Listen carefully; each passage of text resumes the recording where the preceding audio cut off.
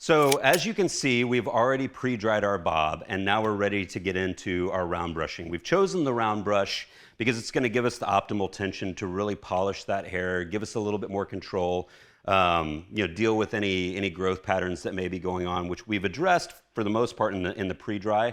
But if there's any existing curl or lack of polish in those ends, it's really going to be the best tool to give us the most shine and the most tension, just the most control. So I'm going to go into this with a bilateral parting again, and then I'm going to part in sections that are about the same size as my round brush. Just as a general rule, that's kind of what you want to do, because it's not going to be too much hair, it's going to be just right. What I'm going to do is I'm going to start here, I'm going to start at the center, and then I'm going to work this out and down.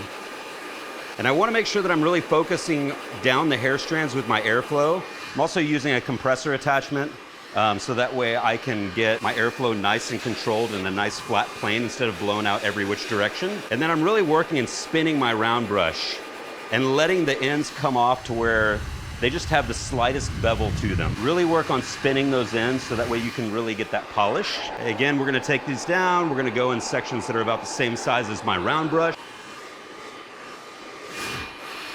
Okay, I'm going to work this out, regroup, and then I'm going to spin those ends again. And the whole purpose of spinning the ends, you really want to spend a little extra time on your ends because it's the first part that's going to get out of control. It's got the least amount of weight pulling on it. If you think about the roots, they've got all the weight of the rest of the hair pulling on them, so they're going to pretty much stay under control. This has got so little right here, so it's really important that you work those a little bit harder to make sure you get that control.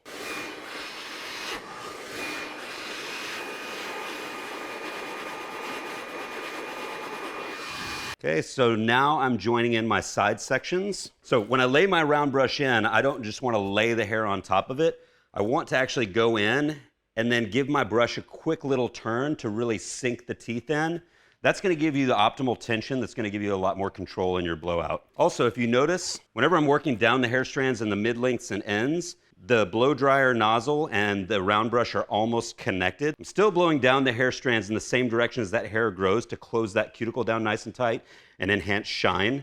And if you do that, if you take that extra step, your style will actually stay better for you. But then when I get to the very ends, if you'll notice, I'm pulling my heat back a little bit. And the reason why is because I'm not just moving through it like I am up here. I'm actually sitting on those ends. So I want to pull the heat a little bit so I'm not just frying her ends off.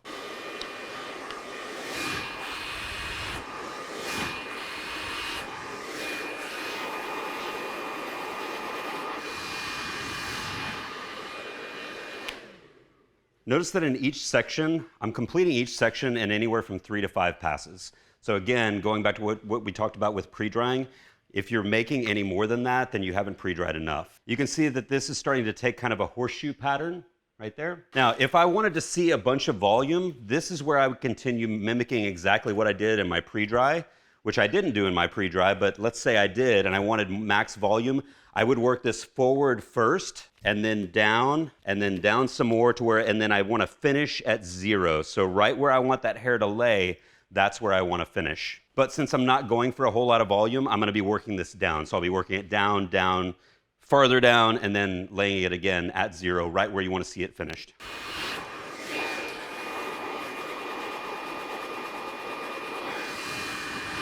All right, now we're coming to our final sections. I'm just going to kind of go with what her hair kind of wants to do, and we'll follow that.